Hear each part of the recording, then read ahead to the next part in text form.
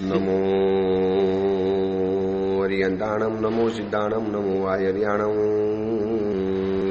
નમો વજ્જાયાણમ, નમો લોહે સૌ સાઉણમ, એસો પંચ નમુકારો સૌ પાવપણાસણો, મંગલાહાણમ ચ સવ્યેસી પરમમ વૈ મંગલમ. મંગલમ ભગવાન વીરો, મંગલમ ગૌતમ પ્રભુ, મંગલમ સ્થૂલભદ્રાદ્યા જૈન ધર્મોસ્તુ મંગલમ. ચૈત્ર માસની શાશ્વતી ઓરીની આરાધનાના પરમ પવિત્ર દિવસો ચાલી રહેલા છે. સિદ્ધ ચક્રજી ભગવંતની સર્વશ્રેષ્ઠ સાધના. આખા વિશ્વની અંદરમાં જેટલા પણ ચક્ર છે, અલગ અલગ અલગ પ્રકારના ઘણા ચક્રો આવે છે. ચક્રવર્તીનું પણ એક ચક્ર આવે, બલદેવ વાસુદેવનું પણ એક ચક્ર આવે, સંસાર પણ એક ચક્ર આવે. આવા જેટલા પણ ચક્રો છે, આ બધાની સામે એક અલગ પ્રકારનું ચક્ર એટલે કહેવાય છે સિદ્ધ ચક્રજી ભગવંત. એટલે વારંવાર કીધું છે ને, તિજય વિજય ચક્કમ સિદ્ધ ચક્કમ નમાવી. ત્રણ જગતની ઉપર વિજયને પ્રાપ્ત કરાવનારા આ સિદ્ધ ચક્રજી ભગવંતને મારા નમસ્કાર હોજો. તો આવી સિદ્ધ ચક્રજી ભગવંતની સર્વશ્રેષ્ઠ આરાધના, શાશ્વતા દિવસો, શાશ્વતું પર્વ, જે પર્વ દરમિયાન જે પણ પુણ્ય બંધાય, જે પણ આરાધના થાય, જે પણ ઉપાસના થાય, જે પણ યત્કિંચિત આપણે નાની મોટી કોઈ પણ આરાધના કરી શકીએ છીએ, એ બધાનું પુણ્ય આપણું શાશ્વતું બનતું હોય છે. આ શાશ્વતી નવપતજીની ઓરીની આરાધના કંઈ એમને નથી બતાવવાની અંદરમાં આવી. માત્ર વર્ષની અંદરમાં 9 એટલે કે 18 દિવસ જ એવા આવે છે કે જેને શાશ્વતા પર્વ કહી શકાય છે. શાશ્વતો ગિરિરાજ, શાશ્વતો નૌકાર મંત્ર, શાશ્વતો મેરુ પર્વત, શાશ્વતી સિદ્ધશિલા. એ સિક્વન્સની અંદરમાં શાશ્વતી ચૈત્ર માસની અને આસો માસની નવપતજી ભગવંતની ઓરી, દેવ, ગુરુ અને ધર્મ, આ ત્રણેયની આરાધના એક સાથે કરવાનો મોકો મળે. આજે આપણે ગુરુ તત્વની આરાધનાના અંતિમ દિવસની અંદરમાં ઉભેલા છે. દેવ તત્વની આરાધનાના 2 દિવસ અરિહંત અને સિદ્ધ પરમાત્મા.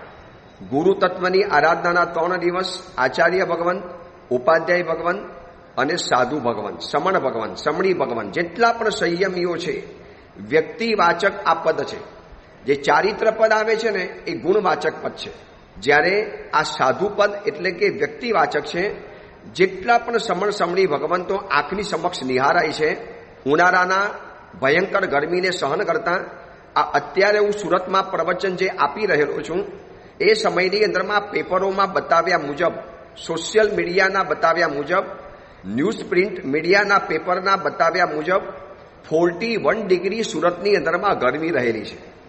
આ 41 ડિગ્રીની ગરમીની અંદરમાં ખુલ્લા પગે વિહાર કરનારા પણ સમણ ભગવંતો છે, અડવાના પગે વિહાર કરનારા સમણ ભગવંતો છે. આ ગરમીની સામે હસ્તે મોડે એનું સ્વાગત કરનારા પણ સમણ ભગવંતો છે. રાતના સમયની અંદરમાં સંથારો ભીનો થઈ જાય, જાણે કે પાણી છાંટ્યું હોય એટલો ભીનો થઈ જાય. એટલા પરસેવાથી સંથારો ભરાઈ જવા છતાં પણ સવારના ઉઠે ત્યારે અડધી પડધી ઊંઘ થયેલી હોય છતાં પણ તરો તાજા દેખાય. આ સમણ ભગવંત કહેવાતા હોય. ઘરમાંથી ટિફિન લાવવાની તમે ઓફર કરો છો, સાહેબ ટિફિન લઈ આવશું, શું કામ આટલા દૂર વોરવા માટે પધારો છો, છતાં પણ કેટલાક ચુસ્ત સમણ ભગવંતો હજી પણ ઘરની અંદરમાં વોરવા માટે જ આવશે, પગથિયા ચડીને આવશે, ગમે એટલા માર ચડીને આવશે. આ કહેવાય છે સમણ ભગવંત, આને કહેવાય છે સાધુપદ. આજે આપણે સાધુપદની આરાધના કરીશું. દેવ તત્વની અંદરમાં 2 અને ગુરુ તત્વના 3જા પદની અંદરમાં આમ જોવા જઈએ તો સાધુપદ એટલે કે નવપતજીના કેન્દ્રની અંદરમાં છે. ગઈકાલે જે બતાવેલું ઉપાધ્યાય પદ એ ગુરુ તત્વના કેન્દ્રમાં છે. આગળ આચાર્ય, પાછળ સાધુ ભગવંત અને વચની અંદરમાં ઉપાધ્યાય તત્વ. હવે આજે જે સાધુ પદ છે, સાધુ તત્વ છે, એ નવપતજીના કેન્દ્રમાં છે. અરિહંત, સિદ્ધ, આચાર્ય અને ઉપાધ્યાય. પછી સાધુ પદ આવ્યું. એમના પછી દર્શન, જ્ઞાન, ચારિત્ર અને તપ. 4 પદ નીચે ગયા, 4 પદ ઉપર ગયા અને બરોબર વચલા ભાગની અંદરમાં સાધુ પદ આવેલું છે. અને સાધુ પદની જો બરોબર ઉપાસના કરીએ, સાધુ પદની જો આપણે વિધિસર આરાધના કરીએ, તો ઉપરના 4 પદ અને નીચેના 4 પદની પણ આપણે આરાધના કરવાનો મોકો મળે છે. કારણ કે સાધુમાંથી ઉપાધ્યાય બનવાના, સાધુમાંથી આચાર્ય બનવાના, સાધુ કોઈ પણ કેવળ જ્ઞાની કે તીર્થંકર મહાત્મા પહેલા તો સાધુ ભગવાન બનતા હોય છે, પહેલા સમણ મહાત્મા બનતા હોય છે અને પછી એમાંથી સિદ્ધ બનતા હોય છે. એટલે સાધુમાંથી જ ઉપાધ્યાય, આચાર્ય, સિદ્ધ પરમાત્મા અને અરિહંત પરમાત્માનો રસ્તો પસાર થાય છે. અને એ જ સાધુ ભગવાન દર્શન, જ્ઞાન, ચારિત્ર અને તપની આરાધના કરે છે અને લોકોને કરાવડાવે છે. કેટલું મહત્વનું સાધુ પદ હશે કે એને બરોબર 5મા પદની અંદરમાં મૂકી દેવામાં આવે. એક લાકડી હોય, એને તમે એક છેડાથી પકડો તો ખાલી એ છેલ્લો છેડો ઊંચો થવાનો. તમે એને સૌથી આગળના છેડાથી પકડશો તો આગળનો છેડો ઊંચો થવાનો. પણ બરોબર વચલો ભાગ પકડશો તો બંને બાજુની લાકડી આખી નાખી ઊભી થઈ જવાની અને હાથમાં આવી જવાની. સાધુ પદ મુઠ્ઠીની અંદરમાં આવ્યું. એટલે આ 4 પદ, આગળના 4 પદ અને પાછળના 4 પદ, બંનેની આરાધના કરવાનો આપણને મોકો મળે છે. આવા સાધુ પદની આપણે આરાધના કરવાની છે. શું કરશું આપણે આરાધના? પહેલી તો આરાધના એ છે કે સાધુ બનીને સાધુ પદની આરાધના કરવી, આના જેવી કોઈ ઉત્તમ આરાધના નથી. સંસારના મોહમાયા, રંગરાગ, વિષય કસાયોની ભાવનાઓ, રાગ દ્વેષથી સડેલો અને સરગતો આ સંસાર, ડગલે પગલે ક્લેશ અને કંકાસોથી ભરેલો આ સંસાર એક છોડી નીકળો. આવી જાઓ કોઈ સુવિધ ગુરુ ભગવતના ચરણ કમલની અંદરમાં અને સંયમ જીવનનો સ્વીકાર કરી લો.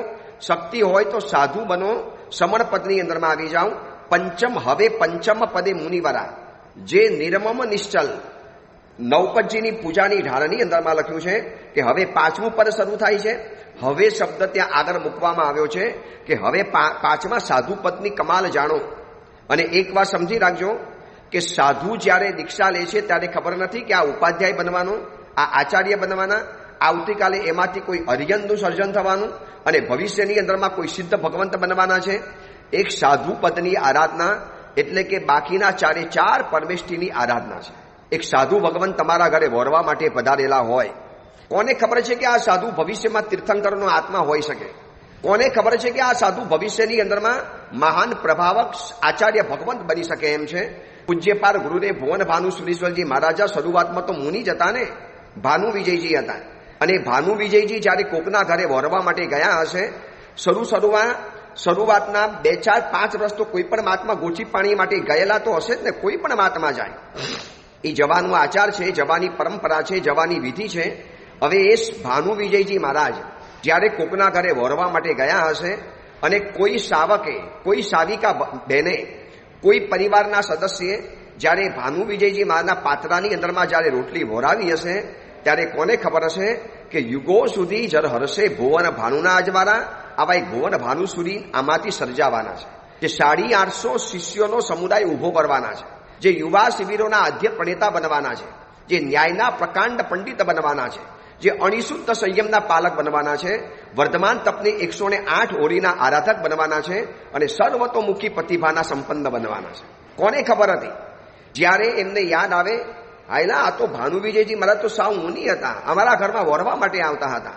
પૂજ્યપાદ રક્તસુંદર સુરેશ્વરજી મા સાહેબ કહે છે કે આજે લોકો મને પગલાં કરાવવા માટે પડાપડી કરે, ચઢાવો બોલે, આમ લાઈન લગાવીને ઊભા હોય, આમ તલ પાપડ હોય કે સાહેબજી ક્યારે મારા ઘરે પગલાં કરે. અને એક સમયની અંદરમાં એવો હતો, સામાન્ય મુનિ હતો, નવી દીક્ષા લીધેલી, દીક્ષાના 4-5 વર્ષ થયેલા હતા અને સામેથી શાવકના ઘર શોધી અને સાંજની ગોચરી જવાનું કામ ભક્તિ મારી હતી. તો સાંજે ગોચરે જવાનું કામ મારું હતું. આજે એવા ઘરોની અંદરમાં હું ગોચરી માટે એ વખતે ફર્યો છું શોધીને. આજે લોકો મને શોધીને આવે છે અને એક સમયમાં લોકોને શોધીને હું એના ઘરની અંદરમાં જતો. કેટલી કોન્ટ્રાવર્સી! એક મહાન આચાર્ય ભગવંતને શોધીને લોકો જાય. સાહેબ ક્યાં છે પેલા મહાન પ્રભાવક આચાર્ય ભગવંત? અમારે વંદન કરવા જવું છે. સાહેબ કઈ જગ્યાએ બિરાજમાન હશે? લોકો શોધીને પહોંચે. અને એ મુનિવર જ્યારે, એ આચાર્ય ભગવંત જ્યારે મુનિવર હતા, ત્યારે મુનિવર શોધીને તમારા ઘરની અંદરમાં આવેલા હશે. આજે હું પણ થોડોક મોટો થયો, પ્રવચનકાર બન્યો, હવે મારે ગોચી જવાનો વાત નથી આવતી. તો મુંબઈમાં જે જગ્યામાં મેં ચોમાસા બહુ પહેલા કરેલા હતા, બહુ પહેલા, અને હવે એ બધા ઘરોમાં સાહેબ પગલાં કરવા માટે આવો. હું એમને કહું છું કે ભાઈ તમારા ઘરની અંદરમાં ચોમાસામાં ઓછામાં ઓછા 50 વખત પગલાં કરવા આવ્યો. સાહેબ ક્યારે? સાહેબ ન બની શકે. અરે યાદ કરો, નાનો સાધુ હતો, તમારા ઘરે ગોચી વરવા માટે આવતો હતો. મને ખબર છે કે હું તમારો ઘરનો દરવાજો ખોલીને આવતો હતો. સાહેબ શું વાત છે, અમને તો ખબર જ નથી. એટલે એક સમય એવો આવે છે કે લોકો મોટા સાધુને શોધીને આવે છે, પણ એક સમય એવો હોય છે કે એ સાધુ જ્યારે નાના હોય છે ત્યારે શોધી શોધીને લોકોની સામે જતા હોય છે. કેવો એક આનંદ થાય. પરમ ગુરુદેવ પ્રેમ સુરીશ્વરજી મહારાજા 1500 સમણ ભગવંતોના સાર્થવાના સર્જક, 1500 સુવિહિત મુનિ ભગવંતોના જે સરસેનાધિપતિ હતા એ પૂજ્યપાદ પ્રેમ સુરીશ્વરજી મહારાજા પણ જ્યારે પ્રેમ વિજયજી હતા અને લોકોના ઘરમાં પાણી વોરવા માટે, એ સમયમાં તો આંબિલ સારાઓ પણ નથી, એ સમયમાં તો આવી રીતે ઉપાસેમાં પાણી પણ નતા બનતા, અને એ સમયમાં લોકોના ઘરની અંદરમાં વોરવા માટે જતા હોય. યાદ કરજો, આ એટલા માટે બતાવું છું કે એક નાનકડા મુનિ ભગવંતની કરેલી ભક્તિ તમને કદાચ મહાન યુગ પ્રધાન આચાર્ય સુધી પહોંચાડી દે છે. આજે આપણે જેમને ઉપમા આપીએ છીએ ને, યુગ પ્રધાન આચાર્ય સમ પન્યાસ પ્રવર્ષી ચંદ્રશેખર વિજયજી મહારાજા, શું એ પણ એમના સમયમાં ગોચી પાણી વોરવા નહીં ગયા હોય? શું એ પણ કોઈ ગુરુના માટે સવારના પરમાં દૂધ, ચા, ખાખરા આ બધું વોરવા નહીં ગયા હોય? બપોરે રોટલી દાળ ભાત શાક વોરવા નહીં ગયા હોય? શું સાંજની ગોચી કાઢી નહીં ગયા હોય? અમે કેટલી વાર પૂછ્યું, સાહેબ ગોચી વોરવા જતા હતા? અરે જતો તો, મોટી જોડી ભરીને જતો હતો. સાહેબ આપને તો એ વખતે કોઈ બોલાવા આવતું હતું? ભાઈ કોણ જાણતું હતું કે આ ચંદ્રશેખર વિજય મહારાજ છે, આ હોનહાર ચંદ્રશેખર વિજય મહારાજ છે, આ ભવિષ્યના યુગ પ્રધાન આચાર્ય સમ ચંદ્રશેખર વિજય મહારાજ છે? હું તો લોકોના ઘરને પૂછીને જાઉં. કોઈ કે જમણે જાઓ, ડાબે જાઓ, સીધા જાઓ, પછી જમણે વળજો, ડાબે વળજો, પછી સીધા જજો, આ ગલીમાં જજો, ઓલું ઘર આવી જશે, અને શોધતા પહોંચતો હતો.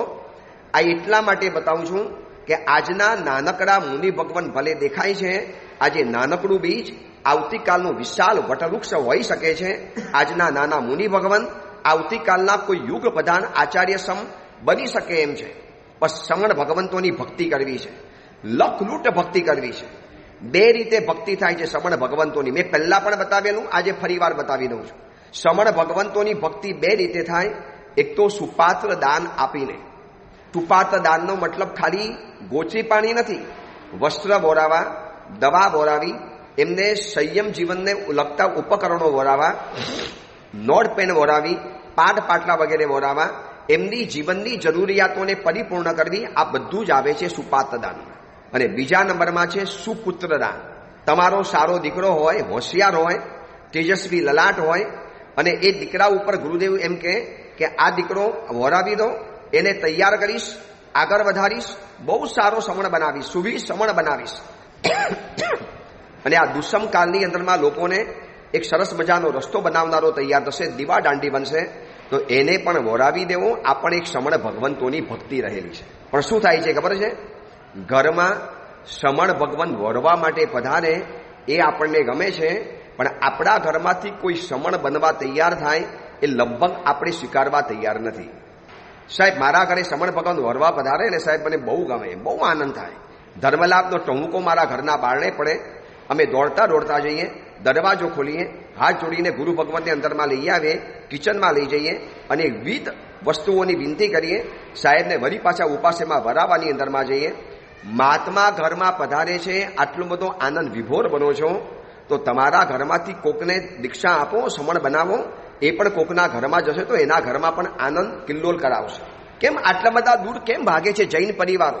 દીકરો દીક્ષાની વાત કરી નથી અને સાધુથી એને દૂર કરી લેવા. દીકરાએ થોડી ઘણી સાધુની સાથે માયા બાંધી ન બાંધી અને એને સાવધાન બનાવી દેવા. દીકરા ઉપર મહાત્માની એક અમી નજર પડી નથી પડી અને કહી દેશે વાસ્કેપ નાખ્યો, ભોરવી નાખ્યો, ઓગો ફેરવી દીધો, ફલાણું કરી દીધું, અને પછી એના માટે ગોબલ્સ પ્રચાર ચલાવવાનો. પણ કેમ આવું? સાધુ વગર કેવી રીતે ચાલશે આ જીન શાસન? આચાર્ય, ઉપાધ્યાય, સાધુ બધા સાધુમાંથી બને છે. દર્શન, જ્ઞાન, ચારિત્ર, તપ આ બધી જાહેરાતના સાધુ દ્વારા ફેલાય છે. આજે જીન શાસનમાં સાધુ ન હોત તો ખાલી કલ્પના કરી જવો. વિહારધામ હોત, સાધુ ન હોત તો તીર્થો હોત, સાધુ ન હોત તો શિબિરો થાત, સાધુ ન હોત તો આજે સારા શાવકો તૈયાર થાત, સાધુ ન હોત તો આજે સુંદર પ્રવચનોનો માહોલ સર્જાત, સાધુ ન હોત તો નૌપદની હોળી કેવી રીતે થાત, સાધુ ન હોત તો ચાતુર્માસ કેવી રીતે થાત, સાધુ ન હોત તો જિનાલયની પ્રતિષ્ઠાઓ કેવી રીતે થાત, સાધુ ન હોત તો અંજન સલાકા કેવી રીતે થાત, સાધુ ન હોત તો આ ગામે ગામ જે વિહારધામની વ્યવસ્થાઓ છે કેવી રીતે હોત, સાધુ ન હોત તો આ જીન શાસનની ભવ્ય પરંપરા કેવી રીતે આગળ વધત. આ સાધુ એટલે જે અણિશુદ્ધ સાધુ છે, જે લાલચુ અને લેભાગુ છે એની વાત છોડો, જે લપસી ગયા છે કે પ્રલોભનમાં તણાઈ ગયા છે એની વાત છોડો. આજે સુવિહિત પરંપરાને આગળ વધારનારા પણ ઉત્તમ સાધુ ભગવંતો છે. ખાલી ખરાબ સમાચાર તમારી સામે આવે એટલે માની નહીં લેવાનું કે આજે સાધુઓનો દુકાર પડી ગયો, સારા સાધુઓનો. આજે હું તમને હજારો એવા સાધુ બતાવું જે વર્ષી તપ કરે છે, એકાસનાથી કરે છે. બપોરે 12:30 પહેલા ગોચી પાણી નથી વાપરતા, ઠામ ચોવિયાર એકાસના કરે છે, ઠામ ચોવિયાર આંબિલ કરે છે, ગુરુની સેવાની અંદરમાં આડો આંક વારી દે છે. આવા સમણ ભગવંતો જીન શાસનની અજાયબી છે. આજે એવા સાધ્વીજી ભગવંતો છે, ઘોર તપસ્વીઓ, તપસ્યા ઉપર તપસ્યાઓ, આડો આંક વારી દીધો છે. એમ લાગે છે કે જાણે શરીરનો કશ કાઢી નાખ્યો. અબલા ગણાતી આ સ્ત્રી જાત સાધ્વીજી ભગવંત અને એક મર્દ ગણાતા સાધુને પણ પાછળ પાડી દે એવી ઘોર તપસ્યાની સરવાણી જ્યારે પેદા કરતા હોય ત્યારે કોણે કીધું કે આ જમાનામાં સારા સાધુ ભગવંતો નથી, સાચા સાધ્વીજી ભગવંતો નથી? છે, આંગળીના વેડે ગણાય એટલા જ તમે ખાલી ખરાબ સમાચાર જાણો છો. બાકી એવા મહાન સમણ સમણી ભગવંતો છે કે જેના ચરણોની રજ આપણે મસ્તક ઉપર નાખીએ તો આપણું અસ્તિત્વ ધન્યતમ બની જાય. આવા પણ આજે સાધુપદ છે. સાધુપદની નિંદાથી દૂર રહેજો. સાધુની નિંદા જીવનમાં ક્યારેય પણ નહીં કરતા. આજે તમારી પાસે વોટ્સએપના સમાચાર આવે, ગંદા ખોટા મેસેજો આવે, કોઈ સમિતિવાળા તમારી પાસે મેસેજો મોકલે, ગંદા ફોટા વાયરલ કરે. સાચા ખોટા છે એમાં આપણે નથી પડવું. આપણે એક જ જોવું છે, સાધુ કદાચ ખોટો હશે, સાધુ સંસ્થા તો સાચી જ છે. આજે આ સાધુ સંસ્થાનું પદ છે, સાધુ પદ છે. આ સાધુ પદ ન હોત તો જીન શાસન અધૂરું રહે, કશું જ જોવા માટે ન મળે. આ ઓડિયો પ્રવચન કરનારો પણ એક સાધુ છે. આ ઓડિયો પ્રવચન મને કોકે શીખવ્યું તો એ પણ કોઈ સાધુ ભગવંત હતા. મને દીક્ષા આપનારા પણ કોઈ સાધુ ભગવંત હતા. નૈસારમાંથી મહાવીર બનાવનારા પણ કોઈ સાધુ ભગવંત હતા. અને ધનાશાર્થમાંથી આદિનાથ પરમાત્મા સુધીની સફર કરનારા પણ કોઈ સાધુ ભગવંત હતા. શું સાધુઓનો ઇતિહાસ બતાવી દઉં. જીન શાસનમાં સાધુ ન હોય એની કલ્પના તમે ખાલી કરી જુઓ. દેરાસર ન હોય તો એકવાર ચાલશે, કદાચ મોટી રત્નની પ્રતિમા નહીં હોય તો એકવાર ચાલશે, પણ સાધુ નહીં હોય તો આ જીન શાસન કેવી રીતે ચાલશે, કેવી રીતે આગળ વધશે? અને એવો દીકરો તમારો યોગ્ય છે, સાધુ બનવા તૈયાર થયેલો હોય, તૈયાર આમ એના માટે પૂરી એની લાયકાત દેખાતી હોય, ઉત્તમ ગુરુ ભગવાન કહેતા હોય કે સાહેબ તમારો દીકરો છે, 2-3 દીકરા છે, એક દીકરો આપી દો ને શાસનના ચરણની અંદરમાં, તમને બહુ મોટો લાભ થશે. દીકરાનું ભવિષ્ય ઉજ્જવલ બનશે. જીન શાસનની અદ્ભુત પરંપરા આગળ વધશે. સાહેબ નહીં, દીક્ષાની વાત નહીં કરવાની. જો સાહેબ દીક્ષાની વાત કરશો ને, ભાઈ સાહેબ હું નહીં મોકલીએ. કેટલાય નાનકડા છોકરાઓને મમ્મી જ્યારે મૂકવા માટે આવે, સાહેબ સામાયિક કરાવશો, સાહેબ એને ગાથા કરાવશો, અમે કહીશું કરાવશું. પછી આમ છે ને નીચા નજરે કે છે કે સાહેબ પ્લીઝ માફ કરજો, સાહેબ એ દીક્ષાની વાત નહીં કરતા. એની દાદીએ કહી દીધું છે કે જો સાહેબજી દીક્ષાની વાત કરતા હોય તો આપણે મા સાહેબ પાસે નથી મૂકવું. શું દીક્ષાની વાત કરવી એટલે ગુનો ગણાય? તમારા દીકરાની બાજુની અંદરમાં ગંદી મૂવીની વાત કરનારો ગુનેગાર નથી ગણાતો.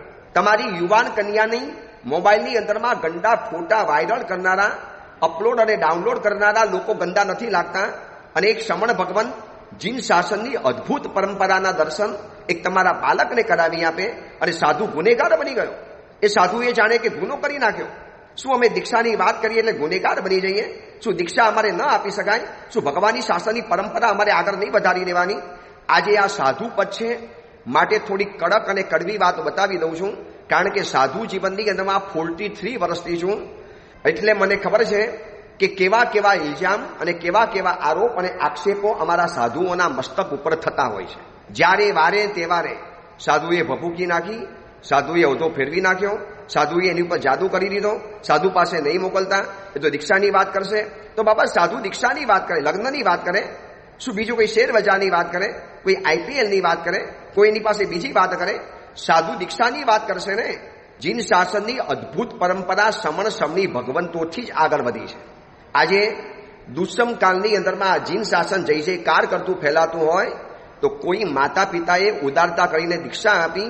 આજે મહાન આચાર્ય ભગવંતો, કોઈ 40 દીક્ષા, કોઈ 50 દીક્ષા, કોઈ 75 દીક્ષા, કોઈ 26 દીક્ષા, કોઈ 9 દીક્ષા, કોઈ 15 દીક્ષા, આ સમૂહ દીક્ષા જે આપી રહેલા છે ને, એમના પણ માતા પિતાએ ઉદારતા કરી ત્યારે આજે એવા મહાન પ્રભાવક એ મુનિ ભગવંતો બની શક્યા કે એમને જીન શાસનમાં આવા સાધુઓની ફોજ પેદા કરી.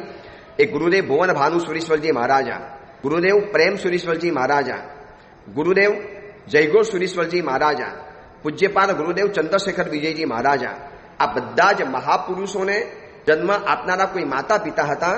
અને માતા પિતાએ એમને ઉદાર હૃદયે સંમતિ આપી અથવા તો કોકે ભાગીને દીક્ષા લઈ લીધી, ત્યારે આજે જીન શાસનના આવા એક ઉજ્જવલ સમણ પરંપરાના દર્શન આજે આપણને કરવા માટે મળે છે. જે સંઘોની અંદરમાં જઈએ છીએ ત્યાં પ્રવચન સાંભળે. અત્યારે હું અરિહંત પાર્ક સુરતની અંદરમાં અરિહંત પાર્ક સોસાયટીની અંદરમાં નૌપતજી ભગવંતની ઓરીની આરાધના કરું છું અને કરાવી રહેલો છું. એ સંઘની અંદરમાં શાવકો કહે છે કે સાહેબ આટલા બધા લોકો પ્રવચનમાં સાહેબ ક્યારે પણ ના આવે. સવારના સમયની અંદરમાં ગુરુદેવ 250 માણસો 350 માણસો સાહેબ પ્રવચનની અંદરમાં ઉમટી પડે. તો આમાં છે ને મારી કોઈ વડાઈ નથી, આ સાધુ પદ છે. જો તમને એક સારો સાધુ આવીને સંઘની અંદરમાં આટલી મોટી મેદની એકઠી કરે તો તમને કદાચ પ્રવચન તો તમને ગમતું હોય છે, તો તમારો દીકરો પણ ભવિષ્યમાં આવું કરી શકે એમ છે. એને આપો દીક્ષા, ના નહીં પાડો. ઉત્તમ ગુરુ દેખાતા હોય, કોઈ ઉત્તમ ગુરુ કહેતા હોય, કોઈ ઉત્તમ ગુરુ ભગવંતનો એની ઉપર વિશ્વાસ બેઠેલો હોય, કોઈ ઉત્તમ ગુરુ ભગવંત તમારી પાસે હાથ ફેલાવતા હોય, પાત્રાની અંદરમાં જેમ રોટલી હોંશે હોંશે વોરાવો છો, જેમ તમે ગુરુ ભગવંતને વસ્ત્ર પાત્ર હોંશે હોંશે વોરાવો છો, એક સુપુત્ર પણ હોંશે હોંશે વોરાવી દો. સાહેબ આપને ઠીક લાગતો હોય તો લઈ જાઓ. સાહેબ ઘરમાં રાખીને શું કરીશ? બહુ તો મારી ઘરની પેઢી ચલાવશે, દુકાન નવી બનાવશે. જો જીન શાસનની પેઢીને આગળ વધારતો હોય, સાહેબ દીકરાને સોંપી દીધો. આજે ઓમ રીમ નમો લોએ સવ્વ સાહુનમનો જાપ કરીશું. સાધુના 27 ગુણ, 27 ખમાસના, પ્રદક્ષિણા, કાવસક, સાથિયા, આ બધું જ કરતા કરતા ઓમ રીમ નમો લોએ સવ્વ સાહુનમનો જ્યારે જાપ કરો ત્યારે જે પણ સમણ ભગવંત દેખાય ને એને ધન્યવાદ પછી આપજો. એમના માતા પિતાને તમે યાદ કરજો કે ધન્ય હોજો એના માતા પિતાને કે એમને આવી રીતે દીક્ષા આપી દીધી. હું તમને અભિમાન માટે નથી કહેતો, પણ મારા પિતાજી ગુરુદેવ હતા પૂજ્ય પન્યાસ પરવર્ષી કૈવલ્ય બોધિ વિજય મહારાજ. આજે મારી સંસારી માતા પૂજ્ય નિરાગ્રસાસીજી મહારાજ મુંબઈની અંદરમાં બિરાજમાન છે.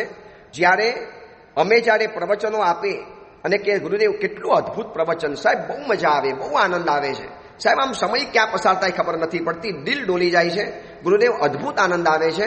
ત્યારે એવા સમયમાં મને ધન્યવાદ આપ્યા કરતા એ મારા પિતા ગુરુદેવ પન્યાસ કૈવલ્ય બોધિ વિજય મહારાજ, મારી માતા સાધ્વીજી ભગવાન નિરાક્ષરસિંહજી મહારાજ, એમને ધન્યવાદ આપજો કે હે માતા પિતા, આપે ઉદારતા કરી અને 9 વર્ષે આપના દીકરાઓને ગુરુદેવ ભુવન ભાનુશ્રીમાના ચરણોની અંદરમાં મૂકી દીધા. તો આજે હજારો લાખો લોકોને જીનવાણી શ્રવણ કરાવવાનો લાભ મળી રહેલો છે. મને જેટલા ધન્યવાદ આપે ને હું લોકોને એક જ કહું છું કે ધન્યવાદનો અધિકારી તો હું તો બિલકુલ નથી. અગર છે તો એ મારા માતા પિતા અથવા તો મારા ગુરુદેવ ભુવન ભાનુ સુરીશ્વરજી મહારાજા. ધન્યવાદ તો એમને આપો કે એમને મને સ્વીકાર્યો, મને યોગ્ય કર્યો. કદાચ યોગ્ય નહોતો, હજી પણ સાધુ જીવનનો એટલો યોગ્ય નથી, પણ એ માતા પિતાએ વિશ્વાસ મૂકીને 9 વર્ષની ઉંમરમાં ગુરુદેવના ચરણોની અંદર મને દીક્ષિત કરી દીધો. તમે વિચારો 9 વર્ષની ઉંમરમાં કયા માતા પિતા પોતાના દીકરાનો મોહ છોડી શકે? 90 વર્ષે પણ નથી છોડી શકતા. 18 વર્ષના છોકરા ઉપર પણ મોહ નથી છોડી શકતા. અને એ સમયમાં માતા પિતાએ વિચાર્યું હશે ચલો કાંઈ નહીં, ભગવાન મહાવીરનો શાસનનો સાધુ તો બનશે. ત્યારે થોડી ખબર હતી કે પ્રવચન આપી શકવાના છે, ઓડિયો પ્રવચનો કરવાના છે, ગામ લોકોને પ્રવચનો સંભળાવવાના છે. ત્યારે થોડી ખબર હતી, જોખમ પણ હતું અને એક જુગાર પણ હતો. છતાં પણ ગુરુદેવ ભુવન ભાનુ સુરીશ્વરજી મહારાજા, પૂજ્ય ઉપકારી રત્નસુંદર સુરીશ્વરજી મહારાજા, પૂજ્યપાલ ગચ્છાધિપતિ જયઘોષ સુરીશ્વરજી મહારાજા, આ બધાની નજર હેઠળથી જિંદગી પસાર થતી આથડતા, કૂટાતા, ભૂલ કરતા, ગબડતા, વરી પાછા ઊભા થતા, વરી પાછા પડતા અને એમ કરતા આજે અહીંયા પહોંચ્યા છીએ. સાધુ પદ છે. એક સાધુ ભગવંતને આજે યાદ કરજો. જેટલા પણ સાધુ ભગવંતો હોય તમારા આજુબાજુની અંદરમાં આજે અવશ્ય વંદન કરવા જજો. ગુરુદેવ બસ આજે સ્પેશિયલી વંદન કરવા આવ્યા છીએ. સાધુ પદનો દિવસ છે. સસનેહી પ્યારા રે સંયમ કબહી મિલે. ક્યારે અમારા જીવનમાં સાધુ પદ આવે, ક્યારે અમારા જીવનની અંદરમાં આ સંયમની ભાવના પેદા થાય, ક્યારે ગુરુદેવ અમારી અંદરમાં એવી તાકાત આવે કે અમે પણ અમારા દીકરાને આપની જેમ 9 વર્ષે સંયમ જીવનની અંદરમાં આપી દઈએ, એને પણ સંયમ જીવનના ધવલ વસ્તુઓની અંદરમાં અમે એને દેખી શકીએ. ક્યારે અમને એવા આશીર્વાદ મળે. આજે જેટલા પણ સમણી ભગવંતો છે એમના માતા પિતાને ઓળખતા હો તો એમને પણ આજે ધન્યવાદનો ફોન કરજો કે ભાઈ તમારા મહાત્માને અમે ઓળખીએ છીએ. અમારે ત્યાં ચોમાસું કરીને ગયા, શિબિરો કરાવીને ગયા, પ્રવચનો આપીને ગયા, અમને બાધા આપી, કંદમૂળ છોડાયું, પૂજા શરૂ કરાવડાવી, 2 પ્રતિક્રમણ કરાવડાયા, અમને ધર્મના રસ્તે આગળ વધ્યા અને એમ કરતા આજે અમે બહુ આગળ વધી ગયા છીએ. ધન્ય હોજો. તમને કે તમે આ ઉદારતા કરી તો તમારા દીકરા દીકરી મહારાજ આજે અમને સંયમ જીવનમાં ધર્મની પ્રેરણા કરવા માટેના 2 શબ્દ કહેવા માટે મોજૂદ મળી રહેલા છે. કરશો આજે આપણે આટલું, માત્ર સમણ ભગવંતોને નહીં, એમના માટે ઉદારતા કરનારા માતા પિતાઓને પણ આપણે ધન્યવાદ આપવા છે કે ધન્ય હોજો એ માતા પિતાઓને. આજે સાધુપદનો દિવસ છે, નવપદનો કેન્દ્રનો દિવસ છે, ગેટ વે ઓફ પંચ પરમેષ્ઠીનો દિવસ છે. આમાંથી જ પસાર થયા પછી જ અરિહંત, સિદ્ધ, આચાર્ય અને ઉપાધ્યાય બની શકે છે.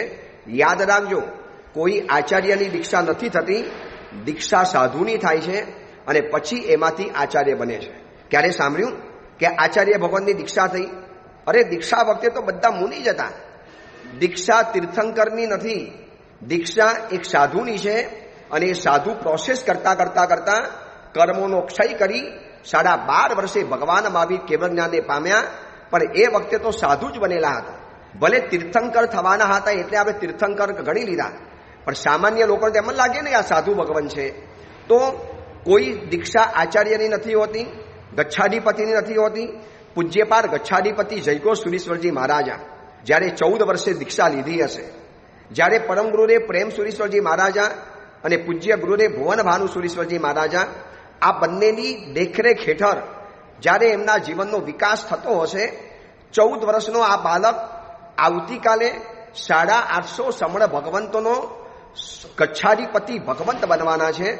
45 આગમ મોડે કરવાના છે અને એમનું વચન એટલે કે જાણે કે 14 પૂર્વીનું વચન, આવી એક ગુડવિલ ઊભી થવાની છે. કોણ જાણતું હતું?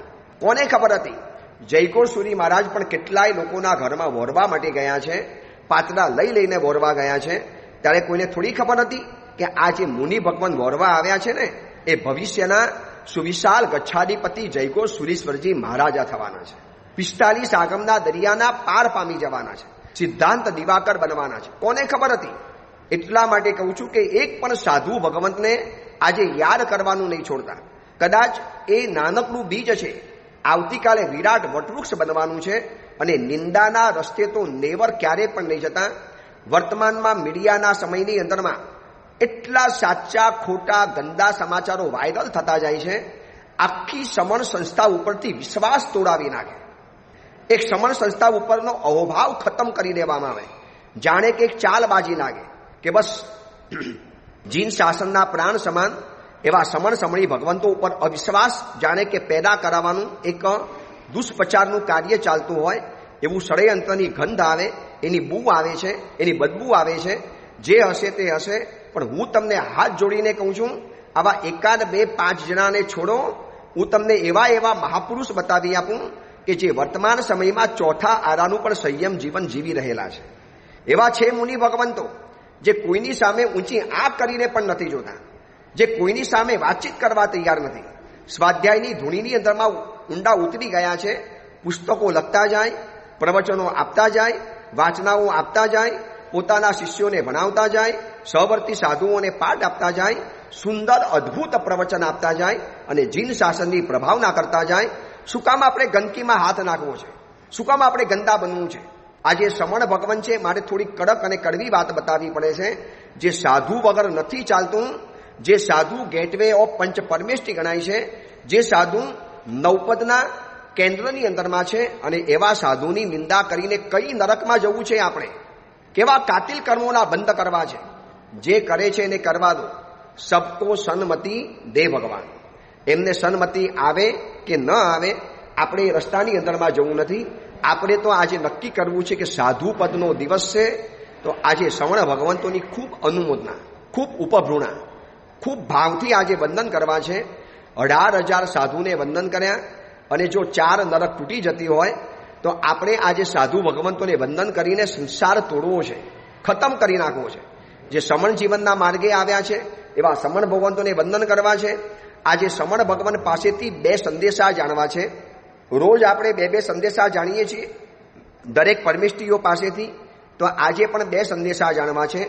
સાધુપદ એટલે શું, સાધુ શું કરે છે અને સાધુ આપણને શું શીખવાડે છે. સાધુપદના 2 સંદેશા છે.